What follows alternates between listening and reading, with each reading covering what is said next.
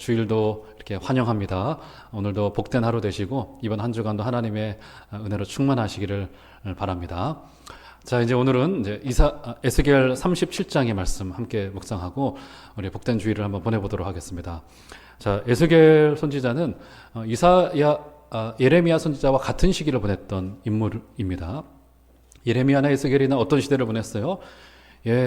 나라가 바벨론에 의하여 멸망당하는 것을 한 몸으로 경험했던 선지자들입니다. 그리고 두 선지자 동일하게 나라가 곧 멸망당할 것이다라고 하는 이 예언을 하나님 앞에서 하나님께 받아서 이스라엘 백성 앞에 보내야만 했던, 어떻게 보면 굉장히 모순과 아픔을 가지고 있었던 선지자다, 이렇게 볼 수 있습니다.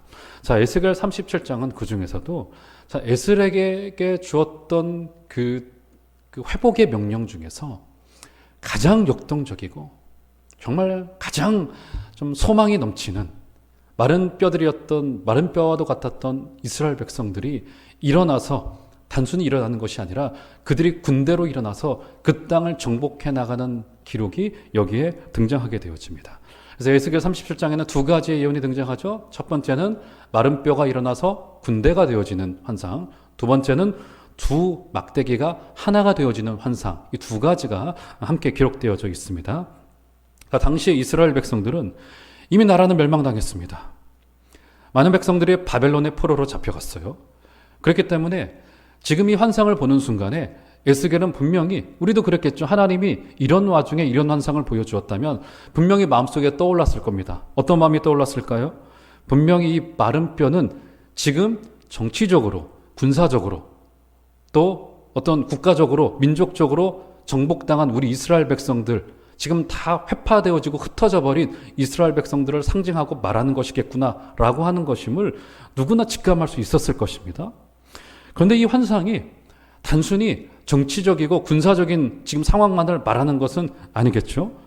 당시 이스라엘 백성들이 겪을 수밖에 없었던 이런 영적인, 이런 어떤 역사의 소용돌이 속에서 겪을 수밖에 없었던 영적인 나락을 그려주고 있는 것임을 에스겔은 분명히 보았을 것이 분명합니다.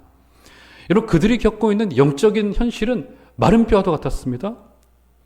이스라엘은 분명히 하나님의 선택받은 민족이었어요. 다윗의 약속을 받았고 아브라함으로부터 시작되어진 구체적인 약속이 있지 않습니까? 어떤 약속입니까? 내가 너희 후손을 통하여 하늘의 별과도 같이, 바다의 모래와도 같이 너의 백성을 많아지게 해주겠다. 그리고 다윗과 솔로몬을 통하여 성전이 세워짐으로 말미암아서 그것이 실현되어지는 것만 같았습니다. 그런데 나라가 갈라지더니, 이스라엘이 먼저 무너지더니 끝내 유다도 성전에 있는 기구조차도 전부 다 빼앗길 정도로 전부 다 하나님의 약속이 취소가 되어지고 그 약속이 거짓이었던 것인 마냥 나라가 전부 다 흩어져 버리고 말았습니다. 에스겔의 환상 속에 마른 뼈가 보여왔을 때 지금 그들의 영적인 이 침체를 겪고 영적인 실패를 겪고 있는 그들의 민족을 그리고 있다라고 하는 것임을 누구나 직감할 수 있었을 것입니다. 포로로 잡혀간 때 이 상황이 어떠했을까요? 성경이 그때의 기록을, 바벨론 70년의 기록을 자세히 우리에게 묘사해 놓고 있지 않기 때문에 정확히 알 수는 없지만 분명히 이스라엘과 특별히 유다 나라가 바벨론에서 겪었을 이야기라고 하는 것은 여러분 너무 분명합니다. 여러분 70년이면 한 세대가 아니라 두 세대라고 말하잖아요. 보통 한 세대를 40년 정도로 말하지 않습니까? 두 세대가 지나가 버리고 만 거예요. 어떻게 되었을까요? 언어도 잃어버렸겠죠. 그렇지 않습니까? 저희 오래전에 함께 사셨던 제 할머니께서는 어렸을 때 늘 일본말을 그렇게 많이 쓰셨어요. 일본어를 잘하셨습니다. 그 시대를 그렇게 지나왔다 보니까 한국말과 일본어를 혼재해서 쓰셨어요. 여러분, 우리나라 30년, 35년만 하더라도 그렇게 되어졌는데 70년 동안에 언어도 흐려졌고 그리고 그들의 문화도 흐려지고 더 나아가서 그들이 늘 드리던 제사가 멈춰질 수밖에 없는 상황이 70년간 찾아왔을 것이라고요. 제사장의 전통은 더 이상 유효하지 않았을 것이고요. 더 이상 발휘되지 못하고 있었을 것이고, 날이 갈수록 이스라엘에게 주어졌던 하나님의 약속은 점점 더 사라지는 듯 보이고, 신앙도 세대가 지나가면서 1년, 2년, 3년, 10년, 20년, 70년을 지나오면서 그들의 신앙이 점차 희미해져 가고 있었을 것입니다. 가장 결정적인 것이 무엇이었을까요? 바벨론이라고 하는 물질의 문명 앞에서 굴복하고 그들이 현재의 삶을 그저 거기에 순응해 나가고 적응해 나가고 세상이 주고 있는 그 물질의 문명 앞에 신앙의 가치와 하나님의 그들이 가나안 땅 속에서 구현하라고 말했던 그것이 점차 희미해져 가고 가치관이 흔들려져 버리고 말았을 것이라고요. 그런 상황은 너무나도 눈에 보기에 뻔합니다. 자, 그런 상황 속에서 오늘 1절을 한번 보십시오. 자, 이렇게 묘사를 합니다. 자, 한번 보세요. 제가 한번 읽어드리겠습니다. 여호와께서 권능으로 내게 임하시고 그 신으로 나를 데리고 가서 골짜기 가운데 두셨는데 거기 뭐가 가득하다고요? 예, 뼈가 가득하더라. 골짜기 속으로 하나님이 나를 데리고 가셨는데 거기에 뼈가 가득했습니다. 자, 그런데 그 뼈도 어떤 뼈냐면요. 자, 2절을 보세요.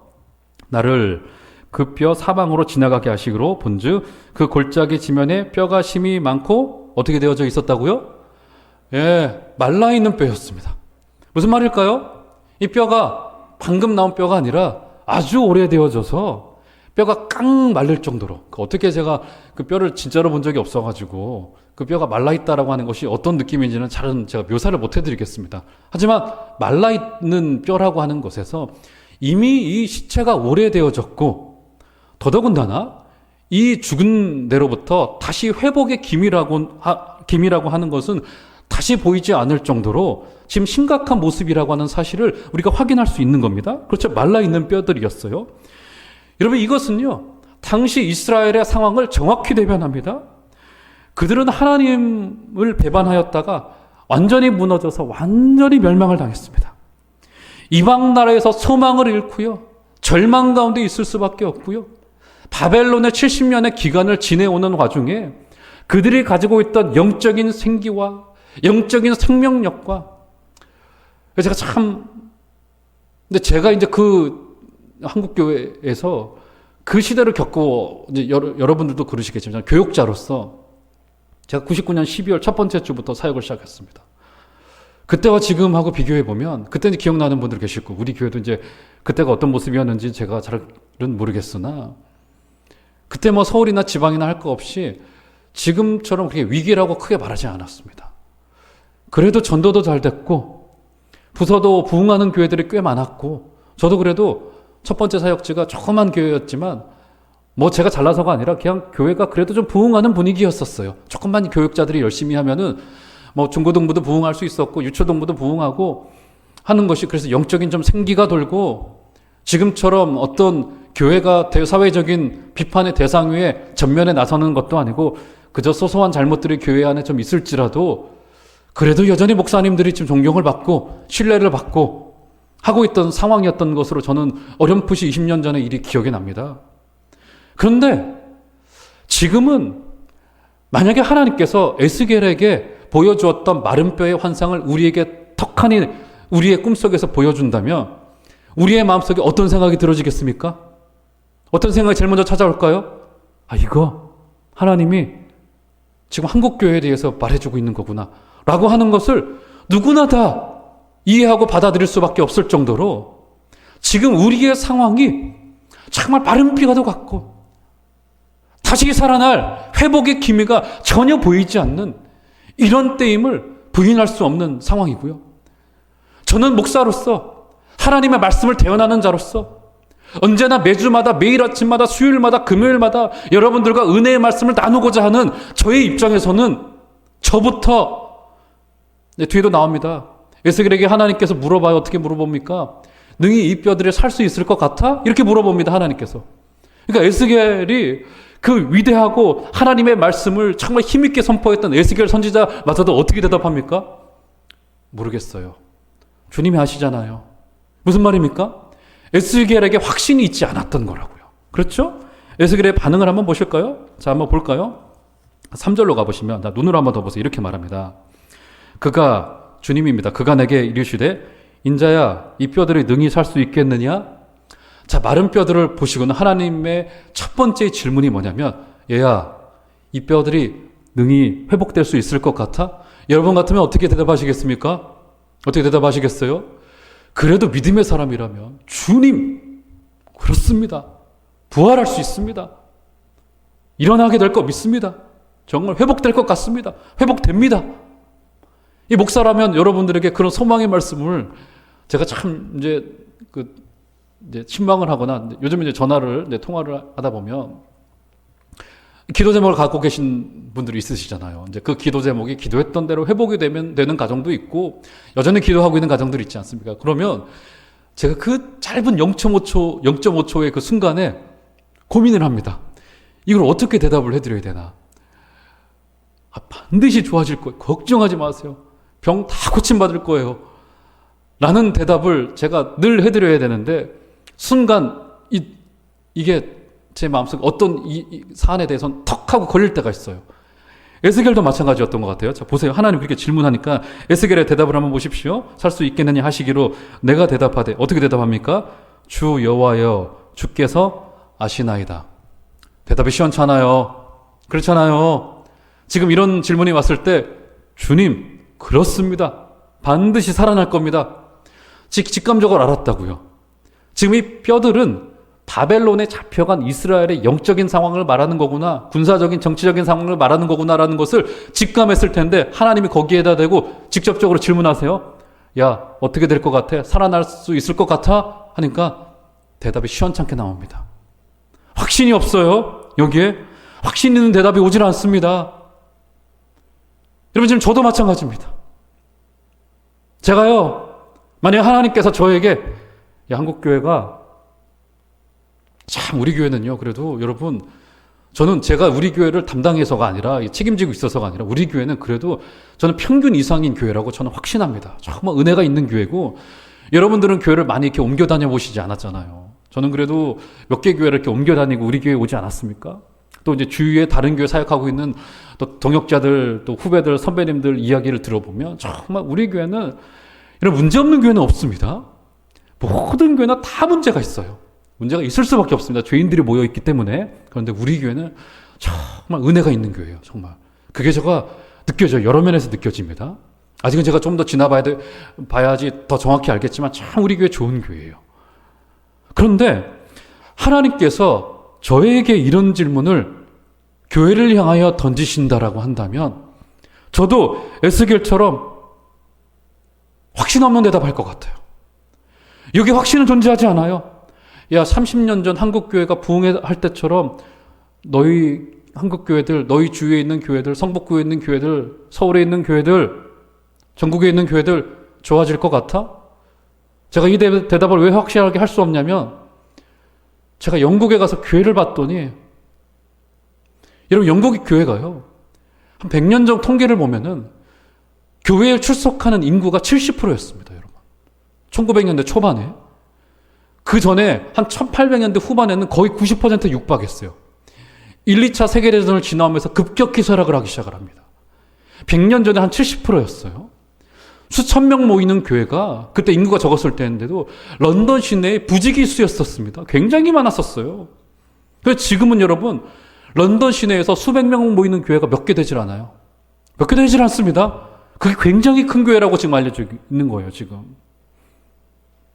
제가 그것을 눈에 보고 왔더니 그렇게 발전된 기독교 선진국이었던 불과 100년 전에 그랬던 교회가 세속주의의 연타를 맞고 지금 불과 3%, 2%로 쪼그라들어져 있는 현실을 바라보니 저는 우리 한국교회가 100년 후에 지금 20%, 15% 자랑하고 있지만 100년 후에, 50년 후에 우리 교회가 어떨까 싶은 생각을 하면 정말 다음 세대를 키워내는 것이 정말로 중요하고 우리 청년 세대가 20년 후, 30년 후 여기 앉아 계신 중직자를 대신해 주셔야 되는데 우리 청년들이 과연 그 일을 해낼 수 있을까? 이런 확신이 저에게 찾아오질 않습니다. 자, 그런데 에스겔도 그런 확신이 없었음에도 불구하고 하나님이 왜 확신이 없어? 질책하지 않으시고 자, 어떤 명령을 주시냐면 4절 한번 보세요. 이렇게 말합니다. 4절 보시면 자, 또 내게 이르시되 자, 하나님께서 확신 없는 에스겔에 대하여 한마디 하지 않으십니다. 그러시면서 너는 이 모든 뼈에게 대언하여 이르기를 너희 마른 뼈들아 여호와의 말씀을 들을지어다. 주 여호와께서 이 뼈들에게 이같이 말씀하시기를 내가 생기를 너희에게 들어가게 하리니 너희가 살아나리라. 너희 위에 힘줄을 두고 살을 입히고 가죽으로 덮고 너희 속에 생기를 넣으리니 너희가 살아나리라. 또 내가 여호와인 줄 너희가 알리라 하셨다 하라. 무슨 말이에요? 지금 확신도 가지고 있지 못한 에스겔에게 하나님께서 4, 5, 6절을 통하여서 어떤 명령을 주세요? 너 가서 뼈들에게 가서 말해. 지금 말이 안 되잖아요. 지금 뼈가 어떻습니까? 제가 이걸 찾아봤더니요. 해부학적으로요. 여러분 뼈를 이렇게 자세히 보신 분 없으시죠? 제가 어제 이제 쭉 인터넷 사이트를 찾아보니까 해부학적으로 사람이 백골 상태가 되면은 여러분 귀에 있는 이 뼈가 물렁뼈이기 때문에 이게 다 물러진다고 합니다. 그래서 해골에는 지금처럼 이 귀가 존재하지 않는데요. 이 귀의 모양이 존재하지 않는다라고 합니다. 또 어떤 주석을 보니까 또 그 모양을 자세하게 묘사를 해놨더라고요. 지금 무슨 말이냐면 하나님이 주신 명령이 어처구니 없는 명령이라는 겁니다. 우리 눈에는 귀라도 보이죠. 아, 저 귀로 저 귓구멍으로 듣고 있겠구나 이런 생각이라도 하면서 말하는 거 아니겠습니까? 그런데 백골 상태는 이 귀의 모양이 존재하지 않는데요. 그렇죠? 이 귀에 있는 게 뭡니까? 고막이라고 하죠. 고막도 다 뭉그러져 없어져 버렸겠죠. 그렇죠? 썩어서 없어져 버렸겠죠. 귀의 모양도 없고 들을 고막도 없고. 그런데 하나님께서는 확신도 가지고 있지 못하고 이런 상황인 에스겔에게 고막도 없는 뼈들에게 귀 모양도 없는 백골 상태인 뼈들에게 가서 말하라고 하는 명령을 주세요. 그러자 어떻게 됩니까? 에스겔이 그 명령을 듣고 자 7절을 보시면 자, 다 같이 한번 7절 한 소리로 한번 읽도록 하겠습니다. 시작. 이에 내가 명령을 따라 대언하니 대언할 때 소리가 나고 움직이며 이 뼈 저 뼈가 들어맞아 뼈들이 서로 연결되더라. 할렐루야. 왜 할렐루야입니까? 뼈들이 일어나는 것도 할렐루야지만 지금 에스겔은 확신이 없었고 뼈들은 들을 귀가 없었습니다. 그런데 중요한 게 뭐예요?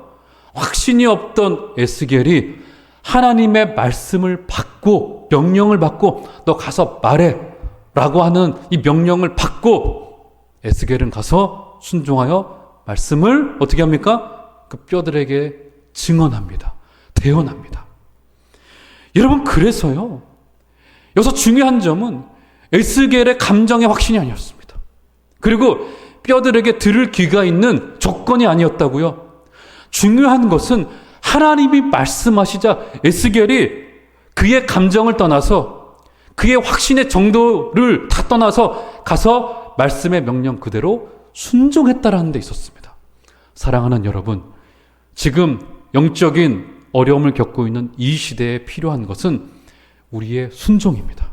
여러분 하나님이 우리에게 가서 말해 라고 우리에게 말씀하실 때 그 말씀에 순종해 주시는 여러분들 되시기를 주의 이름으로 축원합니다. 순종은 개인으로나 공동체로나 우리를 다시 영적으로 회복시킬 중요한 키워드입니다. 순종할 때 중요한 것은 변화무쌍한 우리의 감정이 아니고요. 우리의 환경이 변화받는 것도 아니고요. 우리의 막연한 소망도 아니고요. 우리의 낙관주의도 아닙니다. 좋아질 거라고 하는 우리의 감정도 아닙니다. 중요한 것은 하나님이 우리에게 가라 명령하실 때 그 말씀을 듣고 생명의 말씀을 들고 순종해 주시는 여러분들 다 되어 주시기를 주의 이름으로 축원합니다. 자, 그런데 자 이렇게 하나님께서 이제 가라 명령을 하셨는데 가서 이제 말씀을 전하자 그 뼈들이 들어맞아서 뼈들이 하나가 되어지죠. 자, 그런데 그들이 일어났던 모습이 어떤 모습인가? 자, 10절로 한번 건너뛰어 볼까요? 자, 생기가 들어가서 그들이 일어서는데, 자, 에스겔의 눈에 그들이 어떻게 모여왔는지 다 같이 한번 한 소리로 10절 한번 읽겠습니다. 시작. 이에 내가 그 명령대로 대언하였더니 생기가 그들에게 들어가매 그들이 곧 살아나서 일어나 서는데 극히 큰 군대더라. 자, 그들이 무엇으로 일어섭니까? 그들이 생기가 그들에게 들어가매 그들이 곧 살아나서 일어나 서는데 극히 큰 무엇이라고요? 예, 군대로 일어섭니다. 그렇잖아요. 그들이 뼈가 들어맞아서 다리를 절고 있고 비실비실하고 비실비실한 사람으로 일어난 게 아니라고요. 지금 일어나는 모습을 보되 그들이 뭐로 일어서요? 군대로 일어섭니다. 군대로. 할렐루야. 마른 뼈들이 군대로 일어설 걸 믿으시기를 바랍니다. 여러분 이렇게 하나님의 회복은요 완전한 회복이에요. 죽어 말라있는 뼈가 일어서되 억지로 막 좀비처럼 일어서고 억지로 생기 없는 모습에 일어서는 것이 아니라 일어서되 군대로 일어서게 된다고요. 다시 나라를 세워가되 그들이 나라를 세워갈 필요한 군대로 일어서게 되어진다고요. 여러분 한번 생각을 해보십시오. 우리 주위에 그렇게 눈에 보여오는 사람들이 있습니다. 과연 정말 저 인간 변화받을 수 있을까? 우리가 자녀들을 키우고 있지 않습니까? 우리 이 화면을 보고 계신 부모님들 옆에 있는 앉아있는 그 우리 자녀들이 있지 않습니까? 도대체 이놈이 인간 노릇할 건지 이게 도대체 하나님 나라에 써먹을 도대체 10원 한 장 벌어올 수 있을 놈인지 이게 정말 마음에 확신이 들어오지 않을 이 변화받을 수 있을지 이런 생각이 들어오는 사람들이 있다고요. 이런 베드로 한번 생각해 보십시다. 베드로가 오순절 날에 한 번의 설교로 3,000명을 회개시킵니다. 그런데 불과 몇십 일 전에 어떤 사람이었어요? 예수님께서 십자가에 위에서 돌아가실 때 주님을 3번이나 모른다고 부인했던 여종 앞에서 그런 인물이었잖아요. 그런데 그에게 성령이 임하자 그가 변화받았어요. 그리고는 그가 하나님 나라에 귀하게 쓰임 받았습니다. 그렇지 않습니까?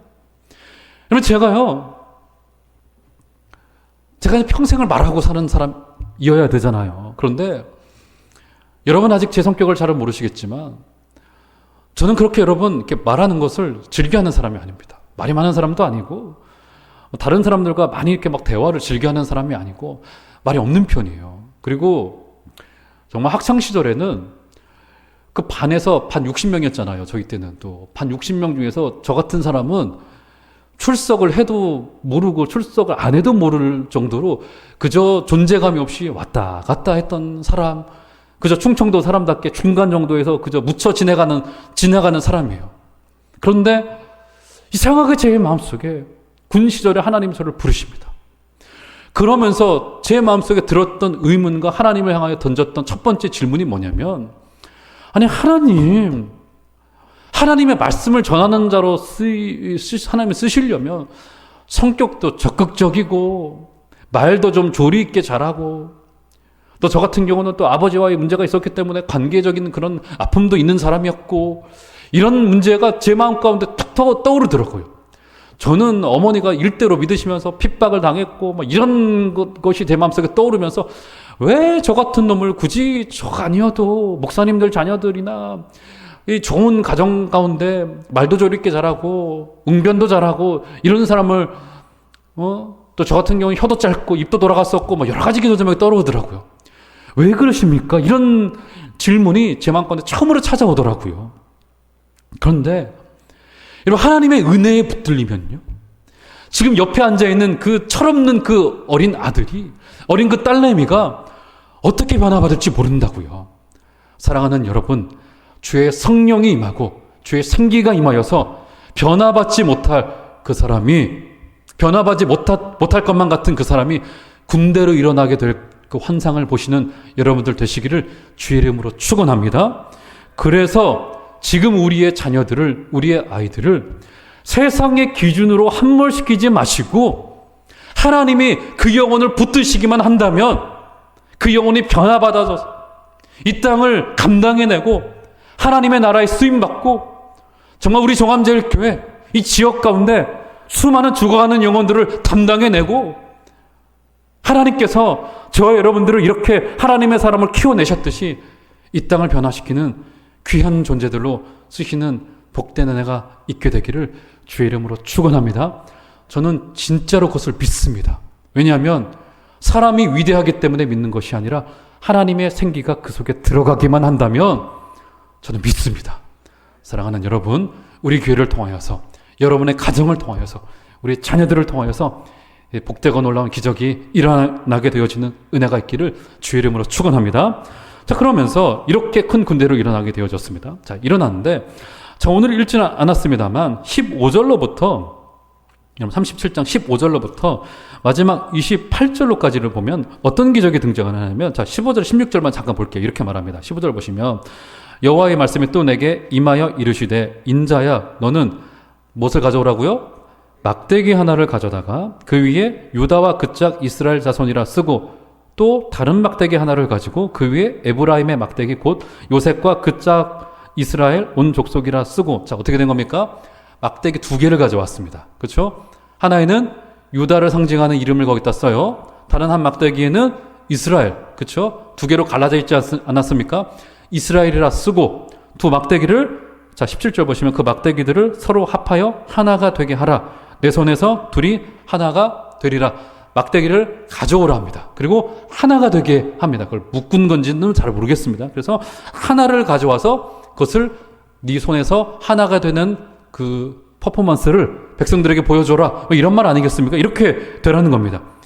각각의 갈라졌던 유다와 이스라엘이 여기서 연합하는 환상이 보여지게 되는 겁니다. 여러분, 여기서 중요한 점 한 가지가 우리가 보여옵니다. 무엇이냐면 영적인 회복과 군대의 힘으로 일어서는 것도 중요합니다. 그런데 거기에 있는 가장 중요한 특징 중에 하나가 무엇이냐면 갈등과 분리로부터의 회복입니다. 여러분, 영적인 회복의 그 가장 중요한 전제 중에 하나가 무엇이냐면 바로 연합이라는 것. 연합. 여러분, 요즘보다 우리 사회가 갈등과 분열로 점철되어진 때가 있었던가요? 아까 우리 장로님 기도해 주셨는데 곧 있으면 총선이 있잖아요. 온 나라가 분열되어지고 갈등되어졌습니다. 그래서 저는 어떤 한 편에서는 이 코로나가 우리에게 가르쳐준 것 중에 하나가 뭐냐면 지금 워낙 코로나가 엄중하기 때문에 지금 뭐 정치적으로 이념적으로 갈라진 문제가 둘째 문제가 되어져 버리고 말았어요. 함께 이 코로나를 좀 극복해내자, 이런 사회적인 분위기가 있는 것만 같습니다. 조금 나아진 것 같아요. 여러분, 제가 참 기가 막힌 이야기를 들었는데, 뭐 저는 서울에 있기 때문에 제가 한번 말씀드렸나요? 제 지역의 이름을 말하지는 않겠습니다. 특정 지역으로 저보다 좀 선배세요. 한 2, 3년 나이로 선배신데 목회를 하러 가셨어요. 담임 목회를 하러 가셨는데 몇 개월이 지나지 않았는데 지금 이 사태가 굉장히 지금 엄중하잖아요. 작년 말부터 해가지고 담임 목사에게 밝히라는 겁니다. 어느 편이냐 밝히라는 거. 담임 목사에게 어느 편이냐 밝히라는 거. 그 목사님이 난감한 거예요. 본인의 의견과 견해가 있겠죠. 근데 그것을 밝히는 순간 어떻게 되겠습니까? 물론 그 지역은 굉장히 특정 이념으로 기울어져 있는 지역이긴 합니다만 그렇지 않은 분도 교회 안에 소수 있지 않겠습니까? 자, 밝히라는 거예요. 교회 안에서 밝히라는 겁니다. 그러면서 그 문제를 가지고 기도 제목을 나눠주셨어요. 이러면 이렇게 이념적으로도 그렇고요. 이렇게 교회 안에서도 마찬가지입니다. 은혜가 없는 교회의 특징이 무엇이냐면 거기에 반드시 갈등과 분열이 찾아오게 되어져 있습니다. 대표적인 교회가 바로 고린도 교회였어요. 고린도 교회가 바울파, 아볼로파, 베드로파, 심지어 예수파 나누어져 가지고 교회가 열심을 다해 싸우고 있었습니다. 열심을 다해 싸우고 있어요. 죽어있는 곳의 특징은 그저 분노가 아니고요. 그 특징은 갈등과 분열이라고요. 그래서 하나님께서 마른 뼈를 군대로 부활시킨 후에 남유다와 북이스라엘을 하나 되게 하시는 환상을 그들 가운데 보여주셨습니다. 부흥의 전제 조건은 무엇이냐면 공동체가 마음을 모아서 하나 되어지고 하나의 말씀으로 모이고. 왜 우리가 신앙 고백을 합니까? 왜 사도신경으로 신앙 고백을 해요? 그 이유가 무엇입니까? 신앙 고백의 내용도 중요하지만 우리는 같은 신앙 고백을 하는 하나의 공동체라고 하는 굉장히 중요한 교회적인 사인인 거라고요. 그래서 예배 중에 사도신경을 함께 암송하고 고백하는 것은 사도신경, 그래서 사실은 여러분 예전에는요 눈을 뜨고 서로를 바라보면서 했습니다. 사도신경 할 때 눈을 감으실 필요 없어요. 원래는 눈을 보고 하는 겁니다. 저 사람이 신앙 고백을 하고 있는지, 내가 신앙 고백을 하고 있는지를 사실은 서로의 눈을 보고 하는 거라고요. 이것이 굉장히 중요한 교회의 하나됨의 전제 조건입니다. 사랑하는 여러분, 주님 오실 때까지 우리 교회는 사소한 일로 저는 싸울 수 있다고 생각합니다. 교회는 그럴 수 있어요. 절대로 그러나 교회가 분리되어지거나 교회가 떨어져나 우리가 물론 기쁜 마음으로 뭐 교회를 분립 개척을 하는 문제는 있을 수 있겠죠. 그런데 싸움 때문에 교회가 갈라지거나 분열되어지는 일은 절대로 일어나서는 안 되는, 정말 주님이 가장 싫어하는 일이라는 사실을 기억하시고 교회 안에 서로의 약점을 받아들여 주시고 서로를 섬겨주시는 복된 은혜 있으시기를 주의 이름으로 축원합니다. 자, 그런데 여기에서 핵심이 무엇이냐? 마지막 우리 결론입니다. 22절로 가보시면, 자, 이 군대에서와 우리 하나됨의 핵심 보시면, 자, 22절. 그 땅 이스라엘 모든 산에서 그들이 무엇을 이룬다고요? 한 나라를 이루어요. 자, 한 나라를 이루어서, 자, 누가 등장합니까? 한 임금이 모두 다스리게 하리니 그들이 다시는 두 민족이 되지 아니하며 두 나라로 나누이지 아니할지라. 예, 한 나라에서 중요한 전제 조건은 무엇이냐면 한 임금이 거기에 있는 거라고요. 자, 24절로도 한번 가볼까요? 24절. 내 종 다윗이 그들의 왕이 되리니. 다윗은 죽었는데요. 다윗을 끄집어냅니다. 자, 그러면 육신의 다윗을 말하는 것이 아니에요. 왕이 되리니 그들 모두에게 누가 있다고요? 한 목자가 있을 것이라. 그들이 내 규례를 준수하고 내 율례를 지켜 행하며. 22절과 24절에 한 임금과 한 목자가 있을 거라고 말합니다. 이것이 연합의 키이고요. 군대로 일어난 자들이 회복할 수 있는 중요한 키워드입니다. 연합한 나라에는, 군대로 일어선 나라에는 한 임금이 있습니다. 한 목자가 있어요. 거꾸로 말하자면 깨어진 공동체에는 한 임금을 섬기지 못한 그들의 잘못이 존재하고 있는 겁니다. 회복을 통한 연합을 이루기 위해서는, 군대를 다시 일으키기 위해서는 한 임금, 한 목자가 거기에 있어야만 됩니다. 사랑하는 여러분, 우리는 지금 엄중한 시기를 지내고 있습니다. 벌써 정상적인 예배를 하지 못한 지가 한 달을 넘기고 있어요. 하나님이 우리에게 무엇을 알리려고 하는 것일까요? 어떤 것을 되돌아보게 하는 것일까요? 우리가 섬기던 한 임금께서 정말 우리에게 임금 되셨던가? 우리가 왕이라고 섬겼던 그분이 정말 우리에게 왕노릇 하고 계셨던가를 되돌아볼 시기라고 생각합니다. 사랑하는 여러분, 우리가 입술로 고백했던 왕이신 그분이 여러분들에게 진짜 왕이셨습니까? 그분이 진짜 임금이셨던가요? 우리가 가지고 있는 소유와 우리의 물질과 우리의 시간과 우리의 철학과 우리의 이념과 우리의 모든 것이 그분 앞에 순종되어지고 있었습니까? 사랑하는 여러분, 여러 가지를 되돌아보게 되어집니다. 지금 형국이 에스겔이 보았던 마른 뼈의 형국보다 낫다고 결코 말할 수 있을까요? 아니요, 그렇지 않을 것 같습니다.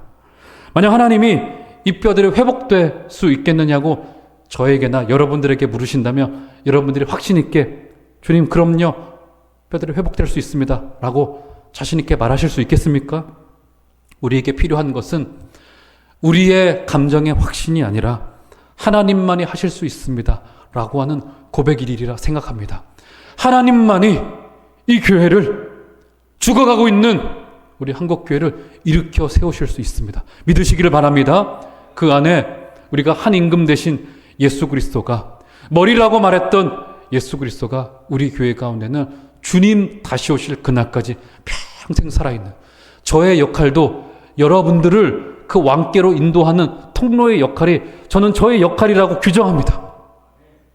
그 주님만을 섬기시고 그 주님만이 우리의 왕이 되시고 이 교회는 성령의 전이고 하나님이 온전한 주인 되신다라고 하는 사실을 기억하시고 오직 하나님만이 높여지시고 목자 되신 예수 그리스도만이 우리 교회를 통하여 영광 받으시는, 여러분 그러잖아요. 그래서 요한계시록에서 보면 어떻게 됩니까? 장로들이, 24 장로들이 자신의 면류관을 벗어서 주님 앞에 다 벗어드린다라고 합니다. 무슨 말입니까? 지금까지 쓰고 있었던 그 면류관이 사실은 자기 것들이 아니었다고요. 주님의 것인데 주님이 잠시 우리의 머리에 씌워주셔서 그 역할 하라고, 주님의 역할 대신하라고 보내주신 청직이었던 거라고요. 마지막 날에 면류관 벗어서 주 앞에 드리네 말하지 않습니까? 우리의 면류관을 벗어서, 저의 직분을 벗어서, 우리의 물질을 다 벗어서 주님 앞에 돌려드릴 날이 반드시 오게 됩니다.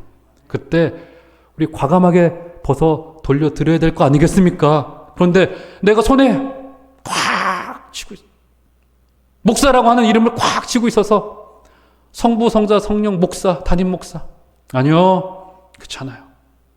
우리의 물질 꽉 쥐고 있어요. 놓고 싶지 않습니다. 이거 주님께 돌려드려야 될 때 막 새끼손가락에 놓질 않아. 막 이거를 주님께 면류관을 과감히 벗어 던져드리고 주님만이 영광 받으시고, 우리 종암제일교회는 오직 우리 대신 죽어주신 예수 그리스도만이 증언되어지는 복되신 교회 되어질 수 있도록 여러분들이 헌신하여 주시고 순종하여 주시고 그 앞에 기도하여 주시는 복된 은혜 다 있으시기를 주 이름으로 축원합니다.